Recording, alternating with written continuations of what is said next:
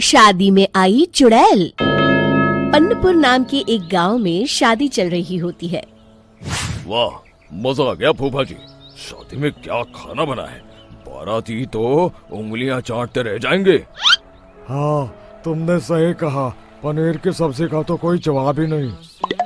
दूसरी तरफ पंडित जी फेरों की तैयारी कर रहे होते हैं कि तभी वहाँ एक चुड़ैल आ जाती है।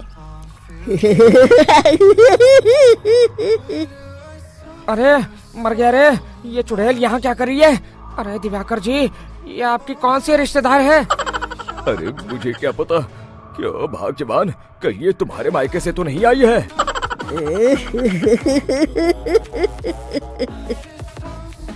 तुम लोगों की इस गांव में बारात लाने की हिम्मत कैसे हुई? मेरे रहते इस गांव में किसी की शादी नहीं हो सकती। अब तुम लोग देखो मैं क्या करती हूँ।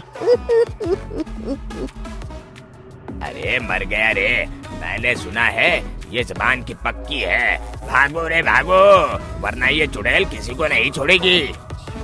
हाँ, तुम सही कहते हो मोहन भाई, यहाँ से भाग लेने में ही हम सबकी भलाई है। देखते ही देखते शादी के मंडप में भगदड़ मच जाती है और चुड़ैल सब कुछ उजाड़ कर रख देती है। फिर एक दिन मोहन की शादी तय हो जाती है। अरे भाई, अगले हफ्ते मेरी शादी तय हो गई है, लेकिन इस चुड़ैल की दहशत के मारे तो मेरे हाथ पैर कांप रहे हैं। अरे मोहन, तुम्हारा दिमाग तो खराब नहीं हो गया? तुम अपने साथ साथ हम सब गांव वालों को भी बलि का बकरा बनाना चाहते हो? उस चुड़ैल के रहते तुमने अपनी शादी के बारे में सोच भी कैसे लिया? देखो गोपाल, डर तो मुझे भी लग रहा है, लेकिन उस चुड़ैल के डर से मैं जिंदगी भर कुंवारा तो नहीं रह सकता।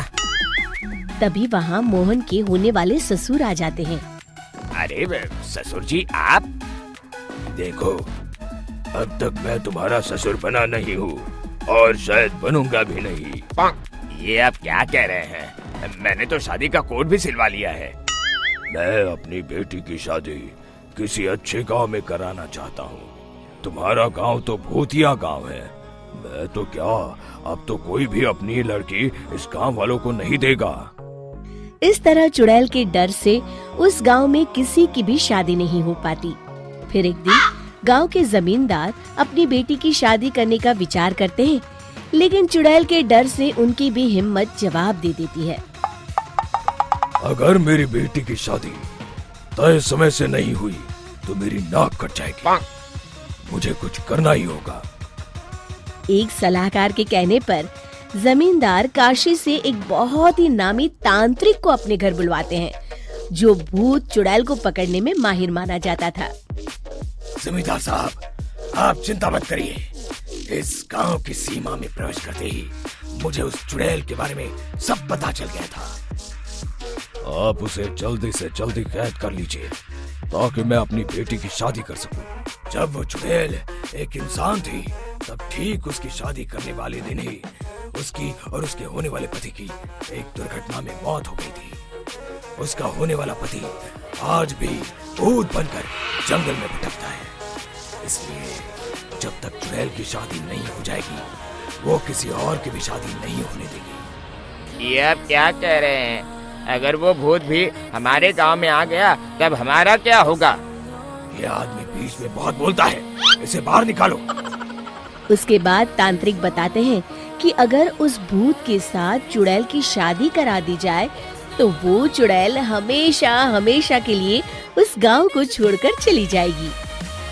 जमींदार साहब, आप अपनी बेटी की शादी की तैयारी शुरू कर दीजिए। मैं कुछ गांव वालों को अपने साथ लेकर उस भूत को ढूंढने जंगल की ओर जाता हूँ। इस तरह जमींदार निश्चित होकर अपनी बेटी की शादी करवाने लगते हैं, लेकिन तभी वहाँ चुड़ैल आ जाती है।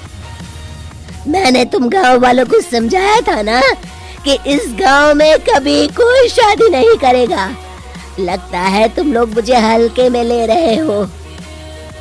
चुड़ैल जमींदार की बेटी को उठा लेती है।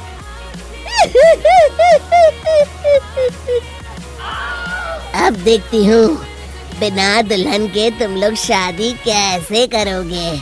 मैं इसे अपने साथ ले जा रही हूँ। छोड़ मुझे, पिताजी, मुझे बचाइए। अरे कोई मेरी बेटी को बचाओ। तभी तांत्रिक उस भूत को लेकर वहां पहुंचता है। अरे भाग्यवान, रुको, इन मासूमों को परेशान मत करो, मैं आ गया हूँ, अब तुम मेरे साथ चलो। चुड़ैल बहुत खुश हो जाती है।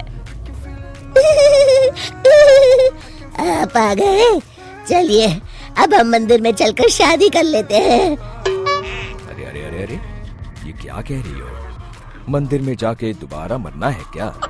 चलो, आज से हम जंगल में रहेंगे। चुड़ैल चली गई, अब मेरी शादी हो जाएगी। इस तरह सभी गांव वाले खुशी से झूमने लगते हैं।